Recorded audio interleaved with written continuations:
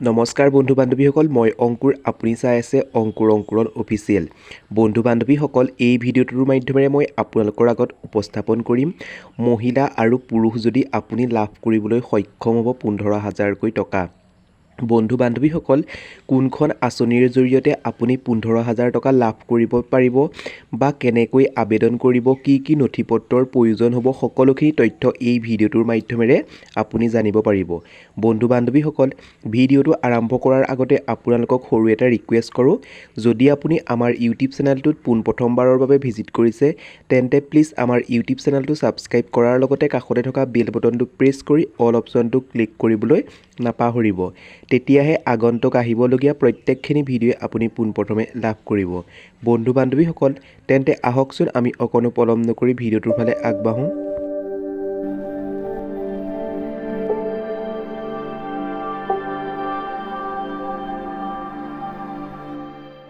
বন্ধু বান্ধৱীসকল, আমি এই বেনাৰখনৰ জৰিয়তে জানিব পাৰিম যে কোনসকলে লাভ কৰিব 15,000কৈ টকা আৰু কি কি কৰিব লাগিব। বন্ধু বান্ধৱীসকল, আপুনি অলপো স্কিপ নকৰি সম্পূৰ্ণকৈ চাই থাকিব।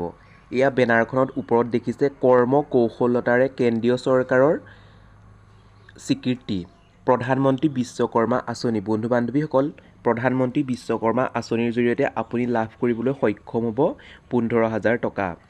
কেন্দ্ৰীয় চৰকাৰৰ 13,000 কোটি অভিলাষী প্ৰকল্প। বন্ধু বান্ধৱীসকল, কেন্দ্ৰীয় চৰকাৰৰ 13,000 কোটি টকাৰ অভিলাষী আঁচনিৰ প্ৰকল্প।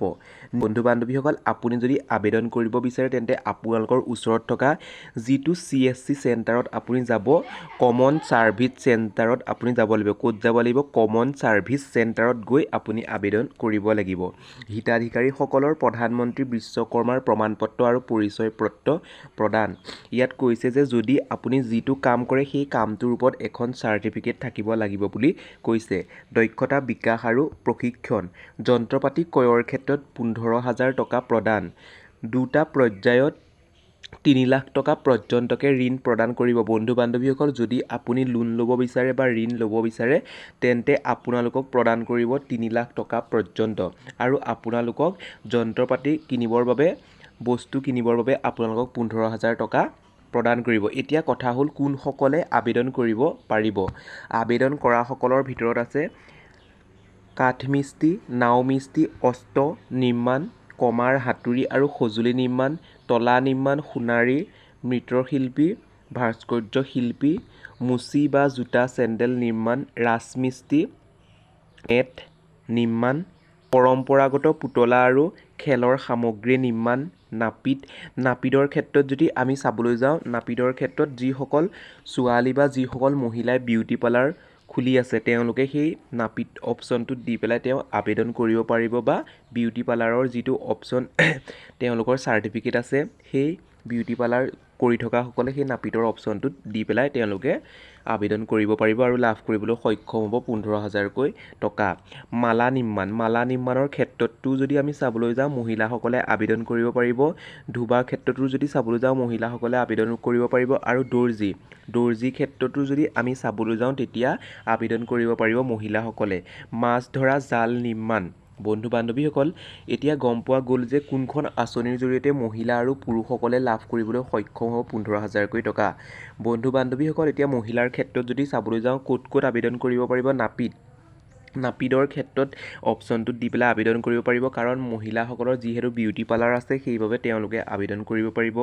ধোবাৰ ক্ষেত্ৰত আবেদন কৰিব পাৰিব, দৰ্জীৰ ক্ষেত্ৰতো আবেদন কৰিব পাৰিব। যদি মাছ ধৰা সেই অপশ্যনটোতো তেওঁলোকে আবেদন কৰিব পাৰিব আৰু মালা নিৰ্মাণ কৰাৰ ক্ষেত্ৰতো আবেদন কৰিব পাৰিব। বন্ধু বান্ধৱীসকল, আপোনালোকে নিশ্চয় গম পালে কি কি ডকুমেণ্টৰ প্ৰয়োজন হ'ব সেই সম্পৰ্কে মই আপোনালোকক আকৌ এবাৰ কৈ দিছোঁ।